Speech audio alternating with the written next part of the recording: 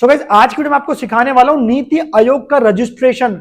दर्पण आपको रजिस्ट्रेशन करना है अपनी एनजीओ के लिए। आप सोसाइटी चला रहे हैं, कोई सेक्शन 8 कंपनी चला रहे हैं, चैरिटेबल ट्रस्ट चला रहे हैं या कोई रिलीजियस ट्रस्ट चला रहे हैं, कोई भी सोशल काम कर रहे हैं, तो आज की डेट में आपके पास नीति आयोग का रजिस्ट्रेशन होना चाहिए, दर्पण का रजिस्ट्रेशन होना चाहिए। तो वही आपको प्रैक्टिकली इस वीडियो के अंदर पूरा स्टेप बाय स्टेप सिखाने वाला हूं कि कैसे जो है आप खुद से कर सकते हैं। चलिए दोस्तों स्टार्ट करते हैं प्रोसेस।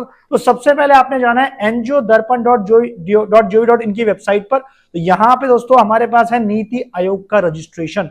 तो आपने क्लिक करना है लॉग इन एंड रजिस्ट्रेशन वाले ऑप्शन पर। तो यहाँ पे साइन इन की डिटेल है कि यहाँ पे आपको लॉग इन करने के लिए कह रहा है, लेकिन उससे पहले यहाँ पे आपको क्या करना है, अपना अकाउंट क्रिएट करना है अपनी एनजीओ का। तो साइन अप पे क्लिक करेंगे, यहाँ पे आपको नाम मेंशन करना है अपनी एनजीओ का, कॉन्टेक्ट नंबर जो है उसका, मोबाइल नंबर आपने पर्सन का डालना है, ईमेल आईडी डालनी है, कैप्चा कोड मेंशन करना है, सबमिट करना है, जिसके बाद आपका ओटीपी जाएगा और ओटीपी लेके वहां पे आप अपना पासवर्ड क्रिएट कर सकते हैं। तो सबसे पहले ये सारी डिटेल मैं डाल देता हूं। सो गाइस यहाँ पे मैंने सारी डिटेल डाल ली है, तो मैं इसको करूंगा सबमिट। सबमिट करने के बाद यहाँ पे मेरा ओटीपी जनरेट हो गया है, तो मैं ओटीपी यहाँ पे मेंशन कर देता हूं। मोबाइल का और ईमेल का अलग अलग ओटीपी जाएगा और यहाँ पे आपने please check if NGO name appears on the PAN card is different from NGO name you have entered. तो ये आपको ध्यान रखना है कि जो नाम आपने यहाँ पे डाला है वो आपके पैन से मैच होना चाहिए, तो ये आपने एक्सेप्ट कर लेना है, राइट। सो मैंने यहाँ पे दोनों ओटीपी डाल दिए हैं। अब दोस्तों ध्यान रखना है कि आपका अगर पैन नंबर से डिफरेंट है, अगर आपका नाम जो आपने यहाँ पे मेंशन किया है पैन से डिफरेंट है, तो आपको यहाँ पे इस वाले जो पॉइंट है इसको जो यहाँ पे एनेबल करना है, यहाँ पे टिक करना है इसको। ऑर्गेनाइजेशन का मैंने पैन नंबर डाल दिया, उसके बाद आपने एग्री कर लिया टर्म्स एंड कंडीशन से और आपने कैप्चा कोड मेंशन करके यहाँ पे क्रिएट कर देना है पासवर्ड। सो गाइस यहाँ पे पासवर्ड आपने क्रिएट कर देना है। सो गाइस यहाँ पे पासवर्ड क्रिएट कर दिया है मैंने और कैप्चा कोड मेंशन करने इसको कर देना है सबमिट। तो जैसे दोस्तों मैं इसको सबमिट करूंगा तो यहाँ पे हमारा जो है पासवर्ड क्रिएट हो चुका है। अब मैं इसको साइन इन पे जाके यहाँ पे लॉग इन करने वाला हूं। तो लॉग इन जो रहेगा दोस्तों वो आपका पैन नंबर रहेगा और पासवर्ड जो आपने क्रिएट किया है। तो गाइस अब यहाँ पे लॉग इन कर रहे हैं। अब आपको ध्यान से देखना है पूरा प्रोसेस। तो मैं इसको साइन इन करता हूं यहाँ पे। सो देख सकते हैं जैसे ही मैंने साइन इन कराया तो यहाँ पे रजिस्ट्रेशन का जो प्रोसेस है मेरा सिर्फ अभी तक 5% कंप्लीट हुआ, जो हमें 100% करना होता है। तो अब यहाँ पे आपको क्या क्या चीजें ध्यान रखनी है, जरा ध्यान से देखना है। Please be inform that following mandatory information still required to be completed.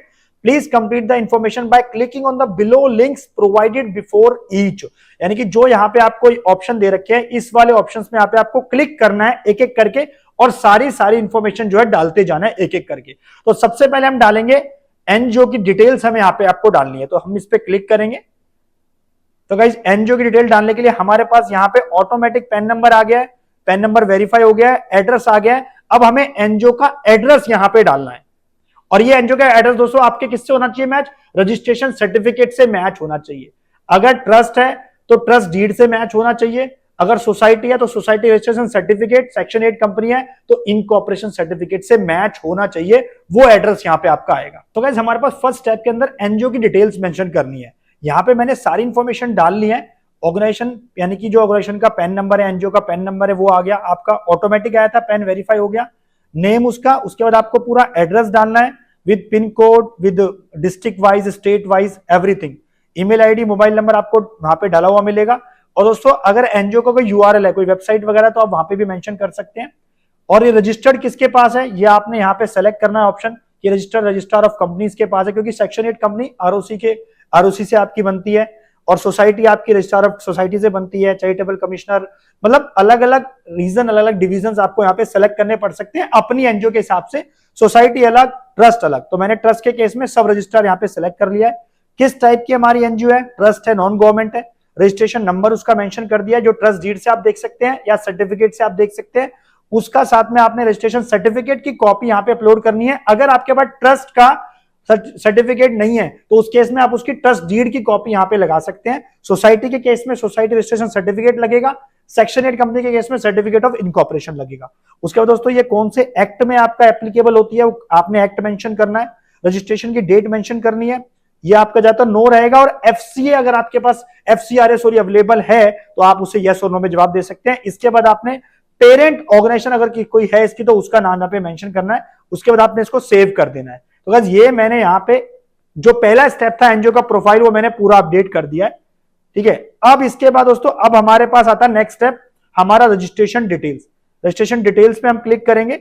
अब यहां पे आपसे क्या पूछा जा रहा है, एनजीओ का नाम आपने मेंशन कर दिया है, टाइप क्या है, सोसाइटी है, अवेलेबल है, मतलब जो भी चीजें आपने अपडेट करनी थी अपडेट कर दिया है। सेकेंडरी रजिस्ट्रेशन भी अगर आप ऐड करना चाहते हैं तो वो भी कर सकते हैं और एडिट अपडेट भी कर सकते हैं। मेंबर की डिटेल, तो ये मेंबर की डिटेल आपने बड़ी ध्यान रखनी है कि मेंबर की डिटेल आपकी यहाँ पे क्या क्या आने वाली है। तो गाइस यहाँ पे हम ऐड करेंगे सबसे पहले मेंबर 1 बाय 1। अगर आपके 8-10 मेंबर हैं, 5-7 मेंबर है तो जरूरी नहीं है सबको ऐड करना, 6-7 तक आप ऐड कर सकते हैं सोसाइटी के केस में, और सेक्शन 8 के कंपनी के केस में आपको कम से कम 2 तो ऐड करनी है, और ट्रस्ट के केस में भी कम से कम 2 मेन मेंबर को आप ऐड कर सकते हैं।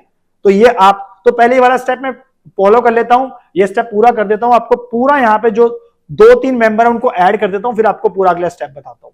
अब गाइस इसके अंदर आपको मेंबर ऐड कैसे करना, चलिए वो मैं आपको सिखाता हूं। तो आपने यहाँ पे मस्ट ऐड करना है जो भी चेयरपर्सन होगा, सेटलर होगा, मेन मेंबर होगा, मेन डायरेक्टर होगा, एमडी होगा, उसकी डिटेल आपने जरूर मेंशन करनी है। मैंने बताया ना 2 मेंबर आप ऐड कर सकते हो, तो कैसे करना है, सबसे पहले आपने यहाँ पे सेलेक्ट करना है ऑफिस बेयर का नेम, वो हमने डाल दिया है, उसका जेंडर सेलेक्ट करना है, डेट ऑफ बर्थ डालनी है, उसका डेजिग्नेशन, जैसे मैंने चेयरमैन डाला है क्योंकि ये पर्सन सेटलर है, मेन पर्सन यही है, अध्यक्ष जिसको हम कह देते हैं। उसके बाद इसका की डेजिग्नेशन क्या रहेगा, चीफ फंक्शनरी प्रमोटर, वो डिपेंड करेगा कि आपने किस बेसिस पे डेजिग्नेशन दे रखा है अपनी ट्रस्ट में, अपनी सोसाइटी, अपनी सेक्शन 8 कंपनी में। Name on the PAN card है वो आपने यहाँ पे मेंशन करना है, जो पैन कार्ड पे नाम लिखा है, पैन नंबर मेंशन करना है। उसके बाद दोस्तों आपने एग्री करते चलना है सारी टर्म से। आधार पे जो आपका नाम है वो आएगा, आधार नंबर आपने मेंशन करना है, मोबाइल नंबर, ईमेल आईडी, और कब से ये काम कर रहे हैं, तो मैंने डेट ऑफ जिस जब से एनजीओ बनी है मैंने तभी से डाल दिया।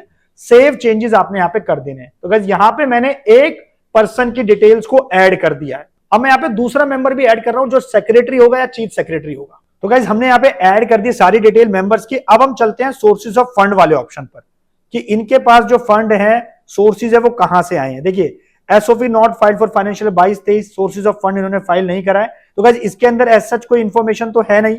अगर आप कुछ ऐड करना चाहते तो आप इवन ऐड भी कर सकते हैं सोर्सेज ऑफ फंड। जैसे मैं बात करता हूं फाइनेंशियल ईयर की, इनके पास क्या है, फाइनेंशियल ईयर 22-23 और 23-24, ये 2 साल से एनजीओ काम कर रही है, तो फाइनेंशियल्स के बेसिस पे आप यहां पे फंड ऐड कर सकते हैं। ग्रांट सैंक्शन यस कर सकते हैं या नो कर सकते हैं जितना आपको फंड मिला है, लेकिन यहां पे दोस्तों आपको डिपार्टमेंट का नाम मेंशन करना पड़ेगा। दैट मींस ये जो इंफॉर्मेशन यहां पे आपको डालनी है फंड्स की, ये गवर्नमेंट से रिलेटेड डालनी है, कि गवर्नमेंट की ग्रांट मिली है तो वो डालनी है। लेकिन हमारे इस केस के अंदर दोस्तों ऐसा कोई क्राइटेरिया नहीं था कि हमने किसी गवर्नमेंट से ग्रांट ली हो, तो आप इस वाले सेक्शन को इग्नोर भी कर सकते हो अगर आपको कोई गवर्नमेंट से ग्रांट नहीं मिली है। क्योंकि अगर मिली है तो वहां पे स्पेसिफिक कौन से डिपार्टमेंट से मिली है, कितना अमाउंट सैंक्शन हुआ था, कितना अप्रूव हुआ था, वो सारी इंफॉर्मेशन आपको डालनी है। तो आपको ये अपने चेक कर लेना अपनी रिक्वायरमेंट के हिसाब से। की कॉन्टेक्ट पर्सन की मैं बात करता हूं, की कॉन्टेक्ट पर्सन के अंदर हम क्या इंफॉर्मेशन डालना चाहते हैं।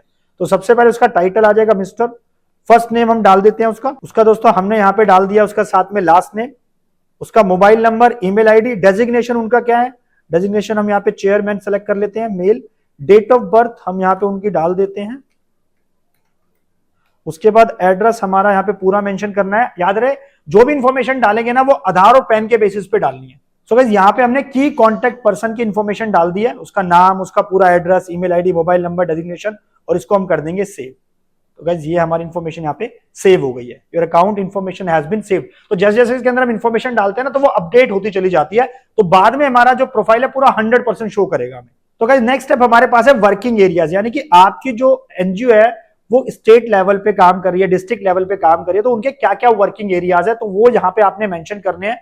उनकी अचीवमेंट्स के बारे में, उनकी बेस्ट प्रैक्टिसेस के बारे में, उन्होंने जो जो एक्टिविटीज करी है गाइस, तो वो सब यहाँ पे आपको एक समरी बना के डालना है। स्टेट वाइज अगर बात करूं, किसी स्टेट में स्पेसिफिक काम कर रहा है तो वो यहाँ पे आपने मेंशन करना है। और गाइस ध्यान रहे अगर आपके पास एज सच कोई नहीं है, क्योंकि आप नई एनजीओ, तो उस केस में आप ट्रस्ट डीड का सहारा ले सकते हैं, या फिर जो बाय लॉज आपके हैं कंपनी के, आपके सेक्शन 8 कंपनी के या फिर सोसाइटी के, तो उसके बेसिस पे भी आप यहाँ पे इंफॉर्मेशन डाल सकते हो कि कहां कहां पे ये आपका काम हो सकता है, कहां कहां पे प्रैक्टिकली काम किया होगा। जैसे इस केस के अंदर इस एनजीओ ने दिल्ली में काम किया है, एनसीआर में काम किया है, हरियाणा में काम किया है, तो वो सब इंफॉर्मेशन यहाँ पे हम ऐड करने वाले हैं।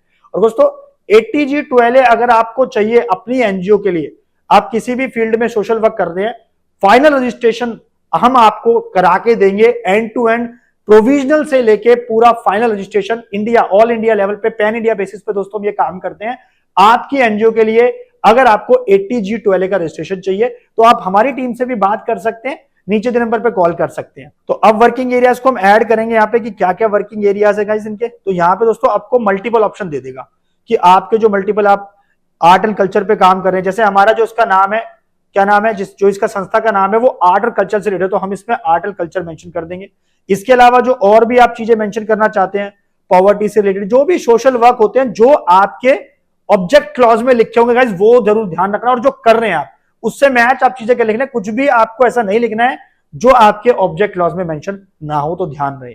अगर आप कर रहे हैं एक्चुअली तो आप मेंशन कर सकते हैं। अब गाइस यहाँ पे अपने बेस्ट प्रैक्टिसेस मेंशन कर देनी है, तो वो मैं मेंशन कर देता हूं, उसके बाद आपको नेक्स्ट स्टेप बताता हूं। सो गाइस अब चलते हैं नेक्स्ट स्टेप पे, जनरेट यूनिक आईडी। हमारे ऑलमोस्ट सारे स्टेप हमने पूरे कर दिए हैं। अच्छा जी, अब हमें जनरेट करनी यूनिक आईडी, लेकिन हमारा प्रोफाइल दिखा रहा है कि 30% आपका प्रोफाइल कंप्लीट हुआ है। ऐसा क्या रीजन हो सकता है, समझ लेते हैं। कंप्लीट कह रहा है कि ऑफिस बेयर की जो डिटेल है कंप्लीट करो, और सोर्सेज ऑफ फंड के बारे में जहां पे हमने इंफॉर्मेशन नहीं डाली थी उसको यहां पे डालने के लिए कह रहे हैं कि आपको मैंडेटरी यहां पे इंफॉर्मेशन डालनी पड़ेगी। अच्छा, कॉम्बैट कोविड-19 की बात करते हैं कि अगर आपका कुछ कोविड के दौरान आपने कुछ काम किया था, तो गाइस ये जैसे संस्था है 2022 के अंदर बनी है, उससे पहले कोविड था, उन्होंने कोई काम नहीं करा, तो आप इसको जो है सिंपली इग्नोर भी कर सकते हैं, कोई इंफॉर्मेशन इसमें डालने की जरूरत आपको नहीं है। तो गाइस हमने ये वाला अभी ऑप्शन यहाँ पे कंप्लीट कर दिया है। अच्छा जी, अब हम बात करते हैं कि अब हमारा प्रोफाइल यहाँ पे कितना शो कर रहा है। तो गाइस हम जाएंगे इसके लिए होम पर, और जैसे ही हम होम पे जाते हैं तो हम अपने अकाउंट में भी मैनेज कर सकते हैं सारी डिटेल। और गाइज यहाँ पे आपको एक यूनिक आईडी क्रिएट करने के लिए बोलेगा, तो उसके लिए हम दोबारा से देख लेते हैं कि हमारी यूनिक आईडी क्यों नहीं क्रिएट हुई है।